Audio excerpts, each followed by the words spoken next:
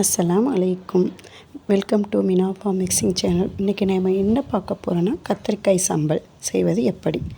2 கத்திரிக்காய் இதை நம்ம எடுத்து லோ ஃப்ளேமில் தான் வச்சு சுட்டு எடுக்கணும். இதை நல்லா பெரட்டி இங்கிட்டாங்கிட்டு நல்லா பெரட்டி சுட்டு எடுத்துட்டு அதுக்கப்புறம் வெந்துருச்சாங்கிறத நம்ம விரலை வச்சு அமுக்கி பார்த்து எடுத்து வச்சுக்கிறணும். அதுக்கப்புறம் இந்த தோலை ஃபுல்லாக ரிமூவ் பண்ணிவிட்டு இந்த மாதிரி எடுத்து வச்சுக்கிறணும். அதுக்கப்புறம் சின்ன வெங்காயம் உரித்து வச்சு ரொம்ப சின்னதாகவே வெட்டி வச்சுக்கிறணும். அதுக்கப்புறம் 2 காஞ்ச மிளகாய் இதை நல்லா சுட்டு இதையும் சின்னதாக கட் பண்ணி வச்சுக்கிடுவோம். அதுக்கு பிறகு ஒரு அரை மூடி தேங்காய் இதை நல்லா கட்டிப்பால் தான் எடுக்கணும். இதுக்கு நம்ம கட்டிப்பால் தான் யூஸ் பண்ண போகிறோம்.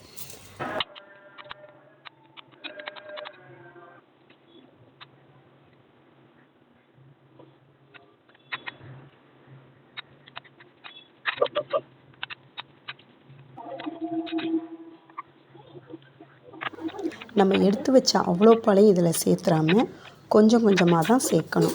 இது ஊறி கொஞ்சம் கட்டியாக வந்துடும்.